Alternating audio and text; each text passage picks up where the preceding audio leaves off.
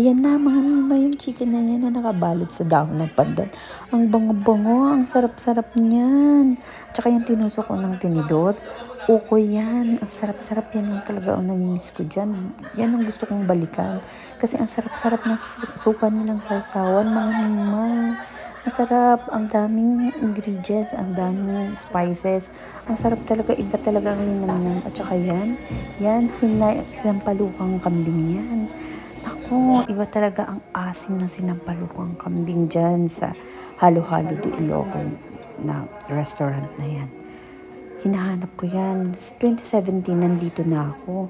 At lagi ko talaga naiisip yan. Kaya nung niyaya ako ng anak ko na pumunta dyan, sabi ko hindi ko talaga palalampasin tong panahon na to na makabalik dyan. So, iba na ang kanilang address.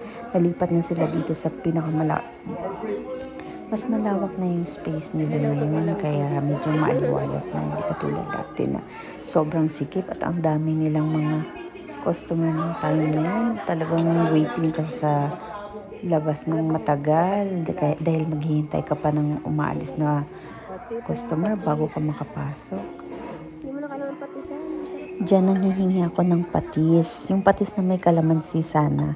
Pero hindi naman na siya kailangang patisan. Okay na yung lasa. Pero nasanay kasi tayo na talagang nagpapatis sa sinigang. Pero super naman. Superb talaga ang lasa ng kambing na sinampalukan. Tapos na sila. Tayo kasi talagang mula kahapon tayo, hindi pa kumakain. Nag-reset lang sa'yo. May kamote. Yes, yung anak ko nagtataka kasi yung okoy may kamote. Yun yung nagbibigay ng Ano lang sila. masarap na timpla dun sa okoy na pinaghalong maalat at saka yung tamis ng kamote na hinahalo. Yun, tsaka isasawsaw mo sa suka. Sarap talaga. Yung fried chicken nila na nakabalot sa dahon ng pandan, mabango at saka crispy. At ito na nga mga mima, para maiba naman, ang in-order ko ay yung fried halo-halo nila. So, na-curious ako about sa fried halo-halo.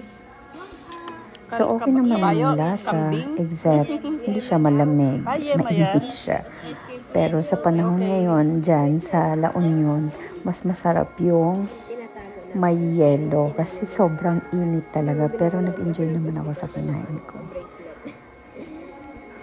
Mainam na dessert after mong kumain ng sinigang na kambing. Pwede mo record sa akin mag-set lang ba yun? Nalagay. Busog na ako. Ano? Tikman mo lang kaunti. Yema? Hindi siya yema. Parang kakanin.